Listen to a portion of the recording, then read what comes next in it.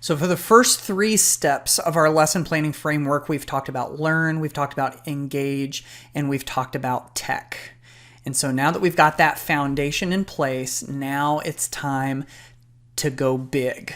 So in these next 2 steps, these last ones that we're going to cover in this final video of this part, we're going to talk about how we can take a well-crafted lesson that we've made in those first 3 steps and we can take it to the next level.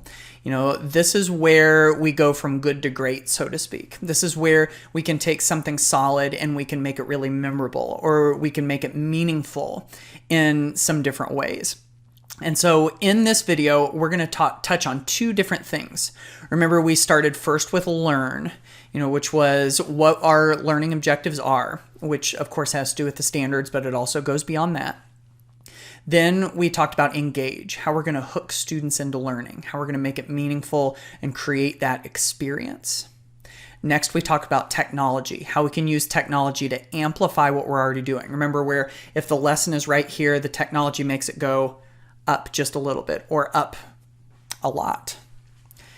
And so now we're going to get into number 4 and number 5. And so step number 4 that we're going to talk about in this video is the craft. Now, when I say craft, this makes me think of, like craftsmanship, like what a woodworker would do whenever they're creating furniture or, something out of wood.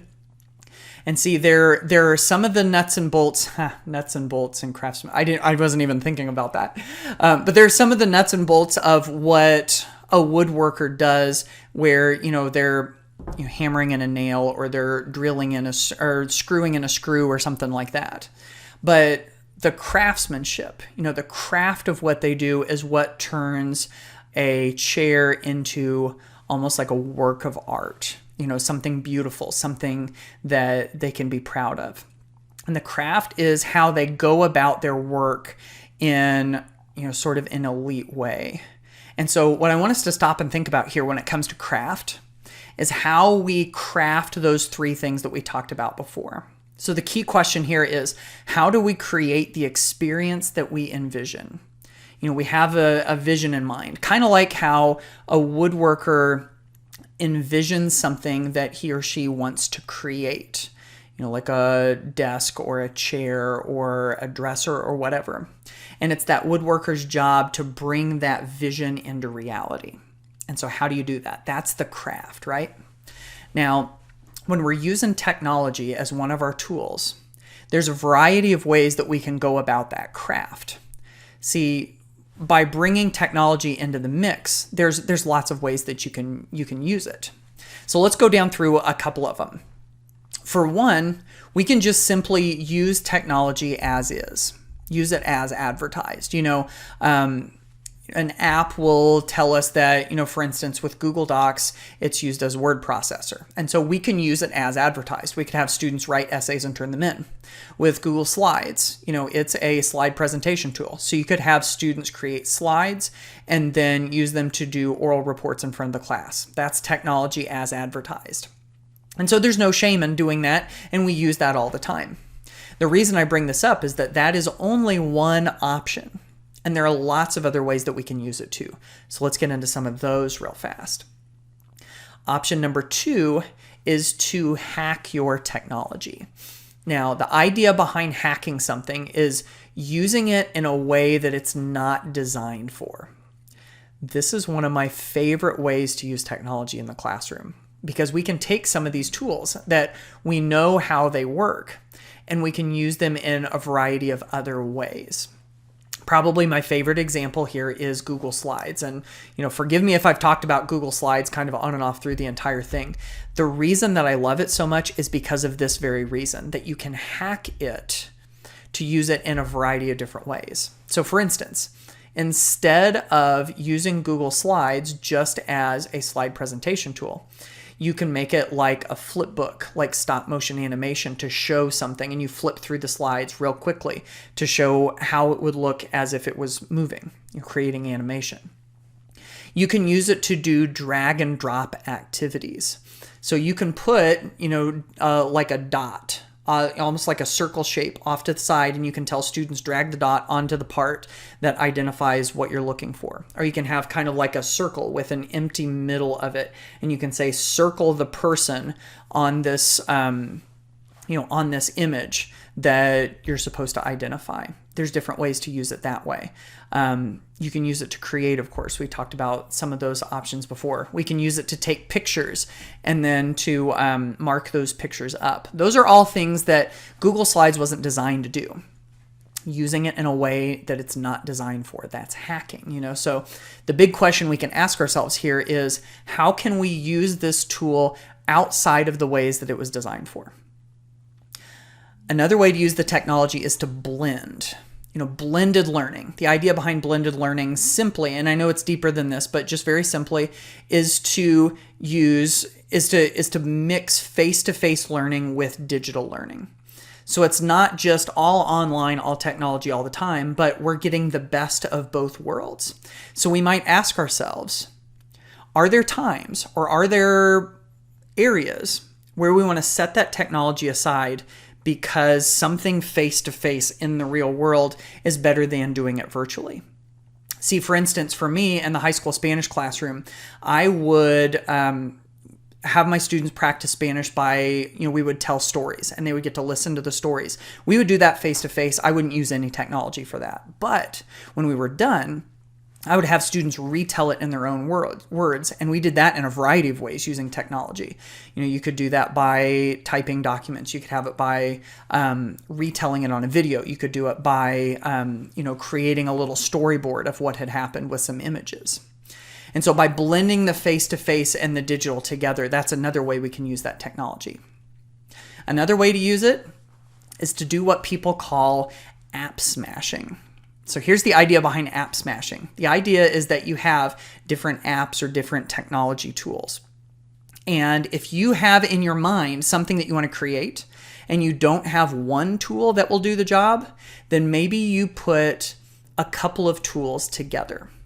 For instance, one of my favorite app smashes is one that uses Google Maps Street View. It's the one where you can take the little yellow peg man, I think we talked about this earlier, and drop him down on the map, and you can see what life looks like from the street. You can look left, up or right, up and down. But just by itself, it's hard to create with that.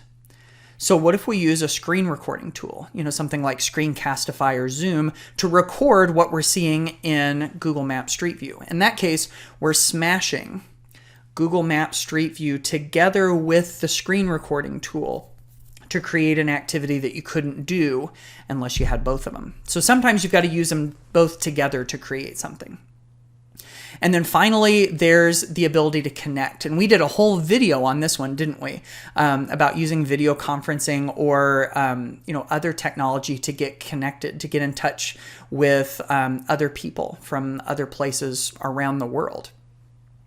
And so there's lots of different ways that we can use this technology, of course. We can just use it as advertised.